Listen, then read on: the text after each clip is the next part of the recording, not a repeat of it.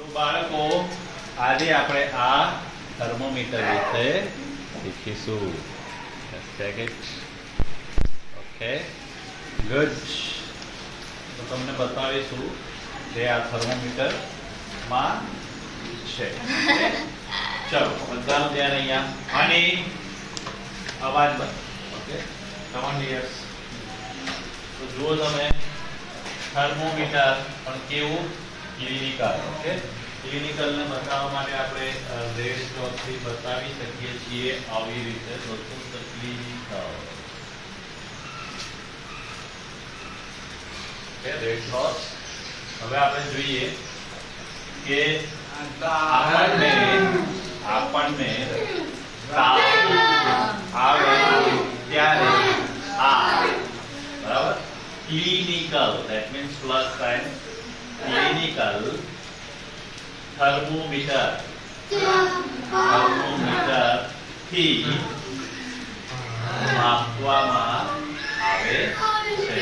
બરાબર, જે એટલે કે આ થર્મોમીટર પાતળી, બરાબર, this is one, પાતળી, એકદમ સાંકડી, લાંબી કાચની નળી, કાચની નળી ધરાવે છે. બરાબર, તેના એક છેડા ઉપર એટલે કે આ એક છેડા પર ફૂલેલી એટલે કે આ ફૂલેલી બલ્બ જેવી, બલ્બ હોય છે ને લાઈટ નો, આ બલ્બ જેવી, જો આ બલ્બ જેવી રચના હોય છે. આપણે તમને આમાં બતાવીએ, જોઈ લો.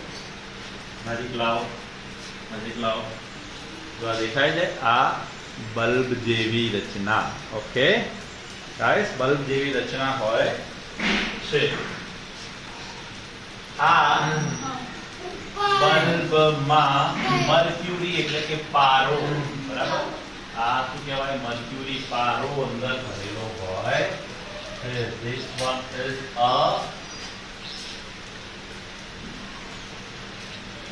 પારો. ઓકે, મર્ક્યુરી પારો એટલે પીકો, ધારો કે મર્ક્યુરી તો પારો, તો પીકો લિક્વિડ, પારો લિક્વિડ ભરેલો હોય છે. તેની સપાટી એટલે કે આ સપાટી, તેની સપાટી પર અંકન સ્પષ્ટ, એકદમ સ્પષ્ટ દેખાય છે. જો તમે લાવો આ અંકન, હું તમને બતાવું. ઓકે, જોઈ લો. આ લખેલું છે ને 35, 36, 37 up to 42. Okay, this is the અંકન. Okay, આ જે અંકન છે એ સેલ્સિયસ માપક્રમ આ શું છે, માપક્રમ માં હોય છે. તેને સી આગળ ડોટ, સી ડોટ વડે દર્શાવાય છે.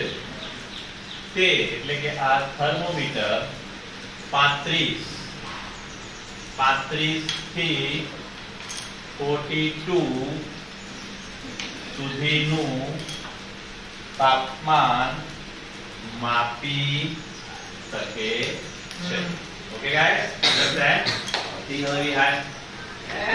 Got it guys? તો શું છે, આ થર્મોમીટર છે. ઓકે, જોઈ લીધું. જુઓ બધા.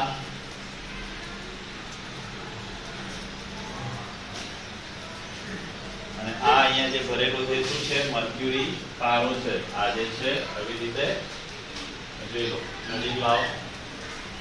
બરાબર, આ જે છે એ મર્ક્યુરી પારો છે, આ એના અંકન છે. Sandil, okay guys, right down. Okay then.